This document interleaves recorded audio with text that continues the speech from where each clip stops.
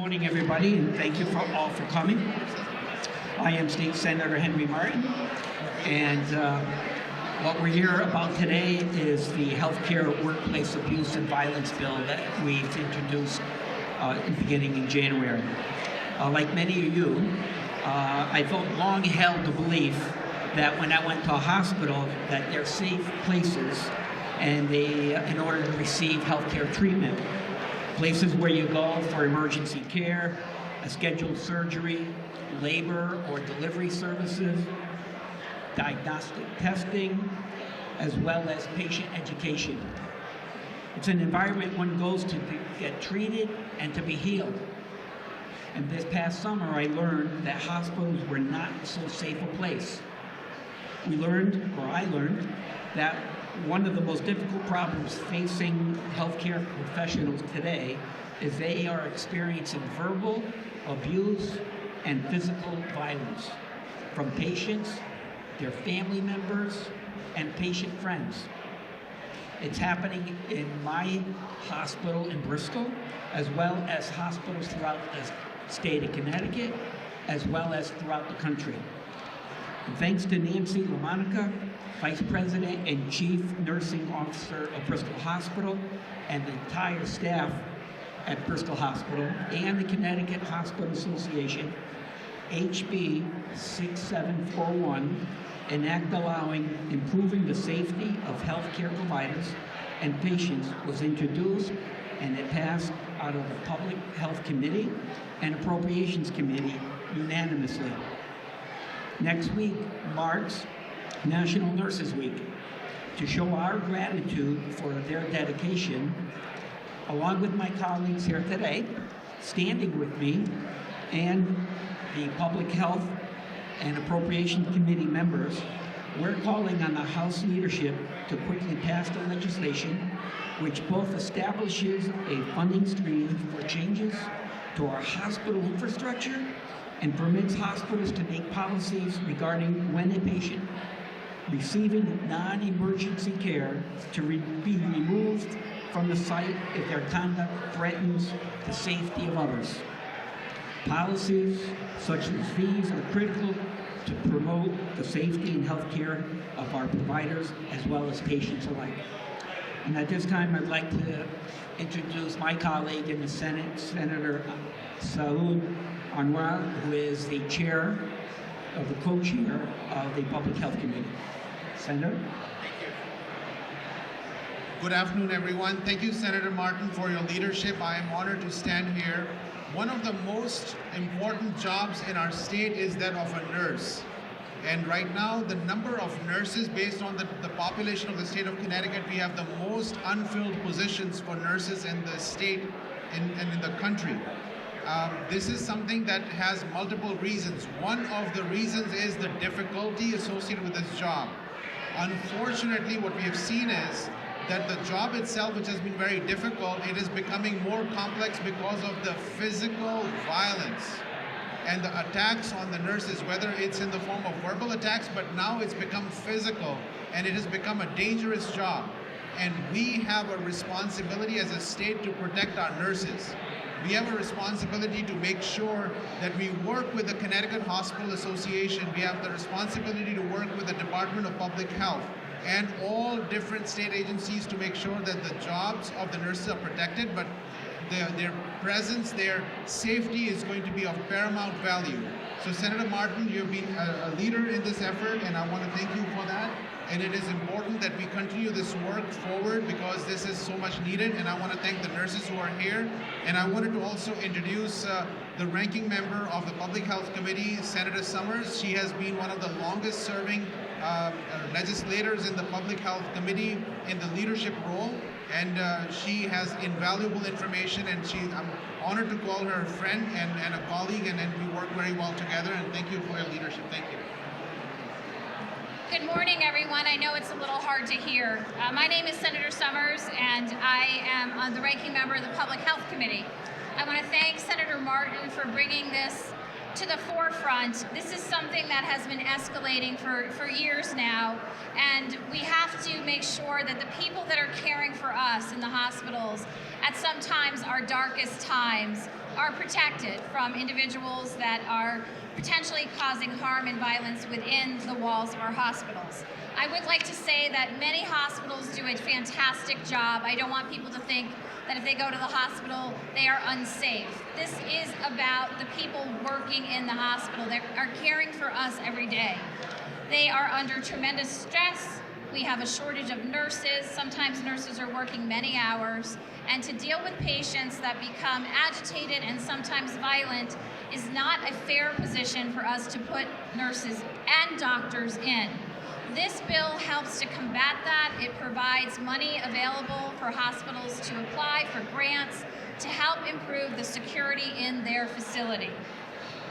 We want to support all of our healthcare workers, but next week is National Nurses Week. And what a better time to show our support for nurses than having our House unanimously take this bill up and vote in support. This is a wonderful bill. It is important. It's safety in a time where we need to support our healthcare workers working in hospital systems as much as we possibly can. Now is my honor to introduce the chair, the House Chair from Public Health, Representative Christine McCarthy-Vahey. Hi everyone, I'm State Rep Kristen McCarthy-Vahey. It's my honor and privilege to be here today. I want to thank you especially, Senator Martin, for your leadership. From the beginning of session, I have said that we need to be helping the helpers. Our nurses have been on the front lines and over the past few years have faced trauma on many levels. They have been there to help us walk through what has been an historic time in our lives and in the history of the world in many ways. This bill will help us to help them. This will allow us to provide additional safety measures, additional security measures for those who are on the front lines for us in our healthcare settings every day. I will say that this bill is one tool of many that all of us, as we continue to move out of the pandemic, need to be working together to assure that our healthcare providers have all the supports that they need. And that we also, as we are patients, we need to make sure that we exercise our patience. It's difficult when nurses are facing folks who are at the most vulnerable points in their lives when they're in the hospital. And we need to make sure that they are not vulnerable and they are protected. And I look forward to working together with my Senate colleagues to see that we can do just that. Thank you. Okay, at this time, it is my honor to introduce Allison Vale and Ellen Crow from the Connecticut Hospital Association. Allison Vale is the Connecticut Hospital Association Vice President of Quality and Patient Safety, and Ellen Crow is the Connecticut Hospital Association's Director of Clinical Excellence and Care Redesign. Welcome. Good afternoon, everyone. I'm Vice President of Quality and Safety at Connecticut Hospital Association, but I'm also a nurse. So I want to thank our lawmakers and legislators for, supporting this bill. Whoop. Can you hear me? Okay. So I would like to thank our legislators and lawmakers of the Public Health Committee and Appropriations Committee for bringing this bill forward, listening to and hearing our healthcare workers, and supporting this bill. As you know, Connecticut has a dedicated and exemplary workforce. They are really committed to the work, but they're exhausted. They've come through the pandemic, but they're also dealing with workforce shortages, which has really put such a burden on them. At the same time, of course, the violence and what they're dealing with every day has put them at huge risk. As you probably know, that healthcare workers accounted for 73% of all non-fatal workforce illness and injury related to violence in the workplace of all industries. It's a huge percentage. And that's data from 2018, the Bureau of Labor Statistics. When we look at the data, in the last 10 years, we've been at a consistent increase in the rates of violence against our healthcare workers. In fact, from 2020 to 2021, there was an increase of 28% in the amount of reported violence against our healthcare workforce. And as my colleagues in nursing have told me and reminded me that oftentimes we don't report. So that's just the reported violent events against our workforce. So the continuous efforts of Connecticut hospitals and health systems in partnership with CHA to prevent violence and make hospitals safer, in the broader scope of really trying to retain and grow our workforce, we would really benefit from state support as proposed in this House Bill 6741. So with that, I want to introduce you to Alan Crow, my colleague at CHA, who will give you a little more detail on the specifics of the work that is being done across the state to support our workforce in this area. Thank you.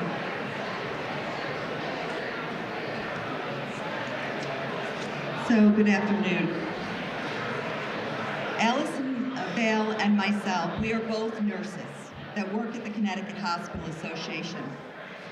And we have seen significant changes in healthcare throughout the years, and I share the concern and the statistics that bear that out about the escalation of violence affecting our healthcare workers.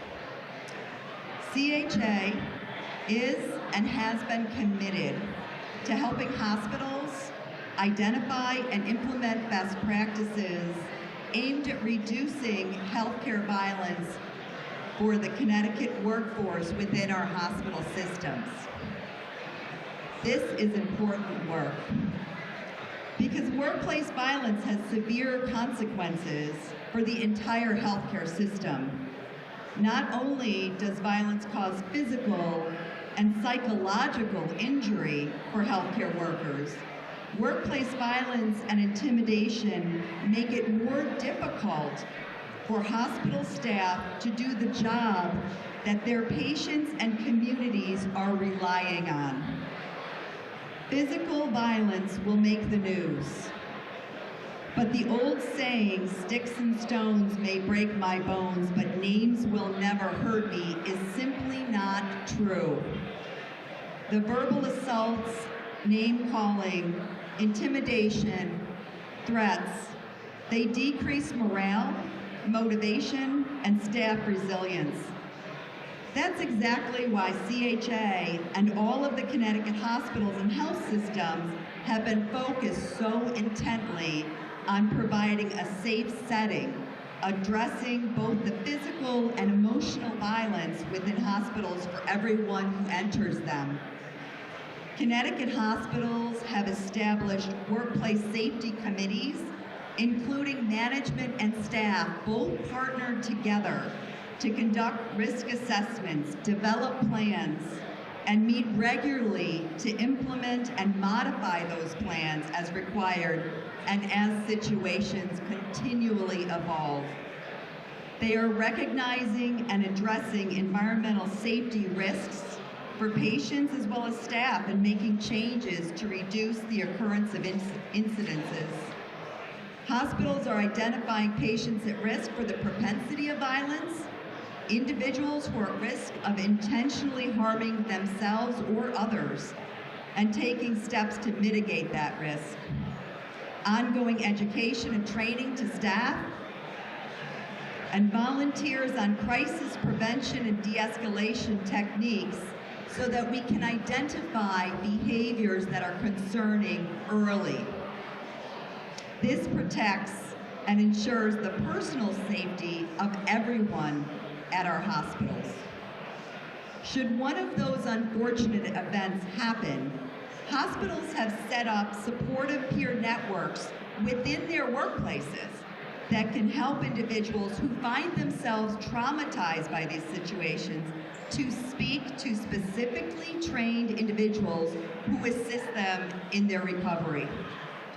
HB 6741 includes several measures that would be another positive step toward making hospitals safer for all.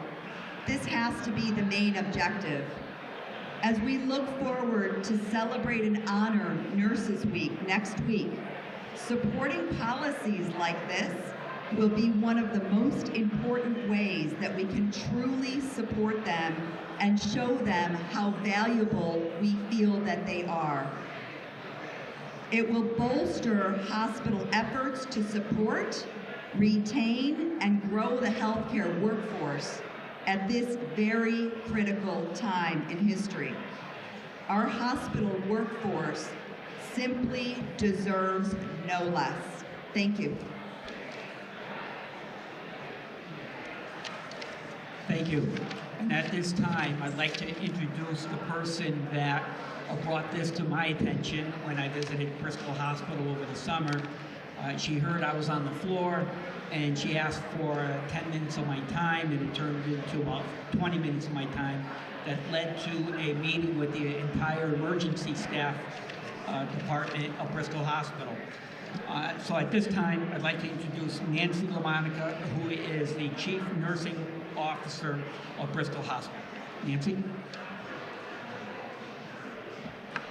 Good afternoon, and thank you, Senator Martin and Senator Anwar and the legislative teams here at the Capitol. It's my honor today, I hope you can hear me because the message that I have for you today is extremely important. It's my honor to be here to support healthcare and nurses in making our environment safer. I have been a nurse for over 35 years, and it is my responsibility now to care for my nursing practice within the walls of my hospital. My nurses are excellent, but they cannot be abused on a daily basis. We have been in the business of tracking how much they are abused, but that is not okay. We need to do the same thing that we have done for patients. We had a mission to decrease patient safety to zero, and I am on a mission to decrease healthcare violence to zero. My nurses deserve nothing less, and every healthcare worker that you encounter deserves nothing less. I want you to hear from a few of my nurses on the team to have them tell you a few of their stories. Hi, my name is Tiara Brown. I've been a nurse for about 14 years. I'm currently working as a nurse at Bristol Hospital. Thank you for the opportunity to be here. I just want to report on a few occurrences that have happened to me personally. So I've been assaulted at least 3 times in my career. I've been spit on, punched in the face, and most recently I've been kicked in the chest. I've also had a knife pulled on me when I was working in healthcare, in home care. I've also been threatened to be raped and killed by patients. None of these assaults should be tolerated. On each occasion, I did file a police report, but after each assault, I was informed by police that the patients would likely not suffer any consequences. All of the patients who have assaulted me and everyone else should be held accountable. The recent news reports have made my loved ones fearful for me while I'm at work. I am more hypervigilant while working and out in the community for fear of being assaulted. Unfortunately, my experiences do pale in comparison to those of my fellow coworkers and other people I know in healthcare. I have one nurse that I know who has worked in healthcare for a very long time. She was so brutally assaulted by patients that she ended up needing surgery and was out of work for an extended period of time. Another healthcare worker that I've worked with has been punched in the face and in the head multiple times by various patients, leading to multiple concussions. A psychiatrist that I know very well she was not even treating this patient, but she was assaulted by that patient. She had to miss most of work for 2022 and is contemplating never returning back to work.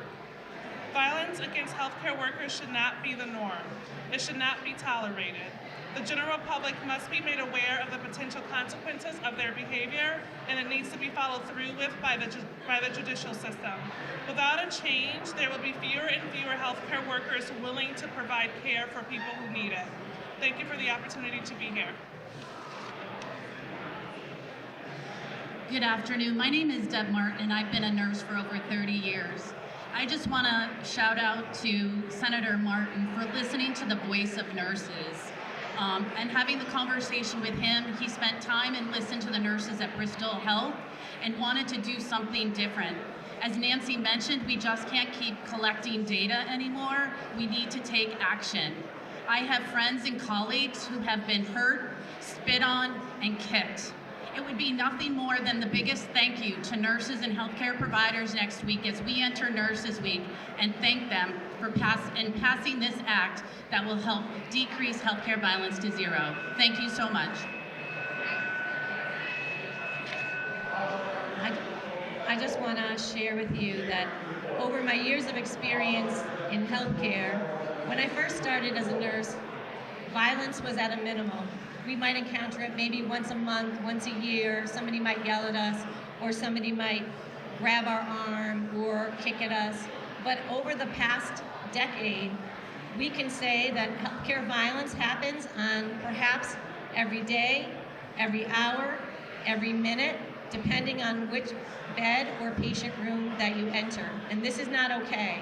I am so honored to be standing here today to hopefully have you pass this bill that's in front of me and make sure that our nurses know that their voices were heard. You know, we are here to care for you and our customers in our community. We want to reduce suffering. That's our oath we take as a nurse. And I want you to know that we cared for you during the pandemic. When many people were inside their houses and they were isolated, my nurses were on the battlegrounds and we were out there caring for you. And it's time for you to care for them. You cared about patient safety, and it's time for you to take a look and care about workplace environment safety so we can fill our nursing positions, bring well-being back to our nursing environment, and care for all of you that want to come to our healthcare facilities. Thank you so much for this opportunity today, and I appreciate everything that you're doing for us.